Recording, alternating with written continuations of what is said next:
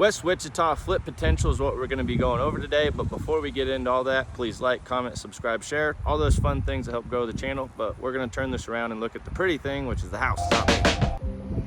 All right, so we're out here today at 1479 Valleyview Street in West Wichita. This is right off of 13th and Maize Road area. If you're familiar with the side of town, it's in Emerald Estates. It's a really nice subdivision that's been maintained for a while. You have a lot of cool walking paths. One goes right on the back side of this house. And this home is right now currently 2,042 square feet. The basement has been torn out from some type of water or mold issue, but this is why it has some flip potential to it. And it could be a 5-bedroom, 3.5 bath, 2-car garage. Emerald Estates, Wichita School District. And something like this typically goes for anywhere from about 200 to 300,000, with the potential ARV of anywhere from 400 to 500,000, depending on your fix-up. So not a bad flip opportunity to either live in it or put some cash, put some work into it. Just depends on your scope of work and doing it right and getting things fixed appropriately and everything. So let me show you the neighborhood and some of the outside area, and then we'll go inside and check it all out. So it's on the end of a cul-de-sac in a pretty nice established neighborhood. You can see where neighbors take good care of their house. A lot of 1-story brick ranches. That's another walking path that goes through the area. There's a large park over this way in the area. There's a large cemetery over here too, just to give you an idea of the layout. Lots of mature trees, more established neighborhood. Pretty small cul-de-sac with only 4 neighbors on this one. This is kind of a main road that goes through the area, and then that's 13th Street out there. That is a major subdivision road out here. But this one's currently listed with Pat Dreiling Realty, with Dreiling Realty and Auction. He's been nice enough to let us do a tour of this to give you an idea of what a West Side Wichita potential fixer-upper, live-in flip or flip opportunity looks like. Let's see, and then when was this one built? So this one was built in 1978. And yeah, is currently priced like $122 a square foot, which is a decent price, but really what you gotta see is the fix-up potential and what you could do with this thing. So lots of nice brick on the front, cool little courtyard. Landscaping looks to be in pretty good shape. Maybe need a few more bushes over there. You do have a lot of original wood windows, but they seem to be in good working order. Don't have a lot of, don't have any sagging or rot or anything that's showing that they would be deteriorating. You do have a little bit of a sag in the roof up there.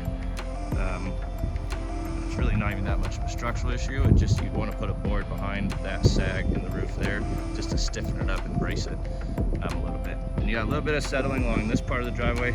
Again, not a huge deal, but something that you'd want to budget in or prepare to replace that part of the house. But you have really good drainage away from the house. And when I was walking through the basement looking for cracks and movement, I think you only had like 1 or 2 cracks that you'd want to get epoxy sealed and done professionally. Getting a structural engineer report is not a bad idea too, just so that you get it done like it says to and you're appropriate. AC is a little bit older, but you really want to run those till they crap out, and hopefully the home warranty replaces it. Also, siding seems to be in pretty good shape.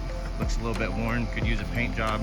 It's not awful colors, but I've definitely seen worse on it all. And a good amount of trends are moving away from the gray and the white coldness and moving more towards warm tones anyway. And it kind of fits the West Side vibe and culture of liking the browns and earth tones. So just kind of some of that to take into account for the neighborhood and the style of house. But as you can see, pretty good drainage away from the house. Downspouts are kicking out. Landscaping back here could use some love and TLC, but not necessarily a huge factor. But neighbors take really good care of their houses, have nice places, so it's good for fixing up your place too. But there's another walking path through there. Your yard is kind of right through here and then over that way to where the fence line's at, to give you an idea of your property lines. And here's the back side of the house. Nice mature trees. Initially I thought maybe this area was going to have some poor drainage issues, but really it's just kind of unsettled, but it's not sloping back towards the house, so it's not too big of an issue. You would really just want to replace obviously the brickwork that's kind of been deteriorated there, and then get that deck support off of the brick and move it out a little bit to be on the concrete pad itself and be more appropriately supported for that deck. So not big issues, but definitely something to consider and maintain over time. So this is facing the west, so nice sunrises. Sun would rise over there, sun would set this way, so all this area would be covered, and then you have this nice patio setup that's covered with trees and fairly shaded most of the days. But you have double Anderson French doors and windows right there in your main living space. Your primary bedroom's right here with your tall floor-to-ceiling windows to check out the sunsets out your bedroom.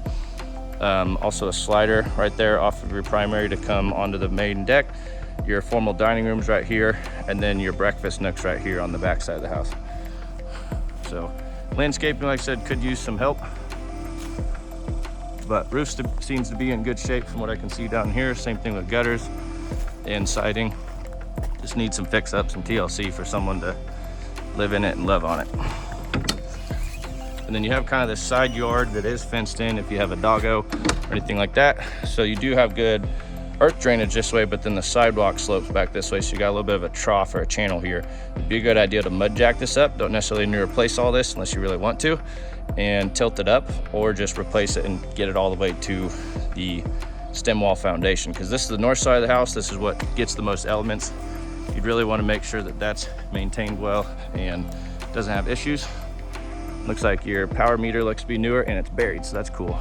As you can see, you need a little bit of fix up with paint and some things there, but you got a nice little garden window tray off your kitchen. In some spots been replaced, like right next to the door, you can see some smart side siding there instead of the rest is all masonite, which was original in 1978, and looks to all be in fairly good shape. Just needs a little bit of paint touch up when you do go plan to fix this thing up. But there's the side yard. Here's the things that aren't quite so pretty or as attractive, but it's good to see them all. You can put a nice little shed there for your outdoor garden area, and it is good that you have kind of this fenced in side yard area, and then the rest of it's all unfenced. So let's go to the inside and look at the rest. But this gives you an idea of what it's like to work with us as agents, either in town or whether you're relocating to the area. Keep in mind we can do these virtual tours with a signed agency and a commitment that you're going to work with us, and you're financially able and capable, also mentally and emotionally willing to go through all these processes. So I got a construction background. That's what has led me to this line of work. Been in construction 12 years, flipping houses for 10, and been a licensed agent for 8. Continue that value into helping you guys out. So really cool big wooden modern double doors. Replacing the fixtures would help a lot. Just to update this thing, repainting the door. I wouldn't necessarily recommend replacing all this because your screen doors are in good shape. Maybe just need a little bit of tweaking to get them to close well, but the general condition of them as well, and then repainting those front doors, reconditioning those front doors would do a world of difference for this. So you got your double door entry coming in here, and you have the back side of the fireplace. To your left, you have your primary bedroom back there, hall bath, main floor laundry and wash sink, additional bedroom in there. And then to your right, you have the kitchen setup area, stairwell to go downstairs, garage that way, and then kind of your sunken den living room concept with the TV spot. I'd recommend taking all that cabinetry out and just leaving the windows, and then doing some type of different setup here. But you got really cool architectural style with the vaulted ceilings and bigger space with brick on it all. So these are bamboo floors. Look to all be in fairly decent shape, other than one spot in the kitchen that I'll show you in a sec. But that's your front entryway. Nice natural light coming through. Garage door set up there. Hall bath that needs some wallpaper redone, but the cabinet's in good shape. Just redo some tops, maybe some flooring, or just epoxy coat it, depending on your scope of work. But nice natural lighting coming in all the way throughout. Cool artwork. Replace that fixture. Do some improvements that would make sense over time in a good neighborhood. But you can imagine opening both of those French doors to your deck, which I'll just go ahead and do it. Imagining it. Maybe. There we go.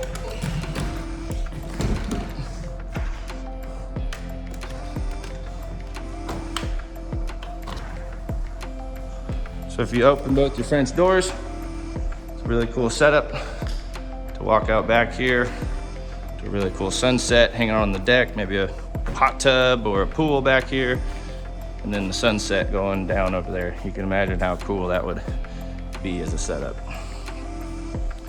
Coming back in the house. Shut those doors up.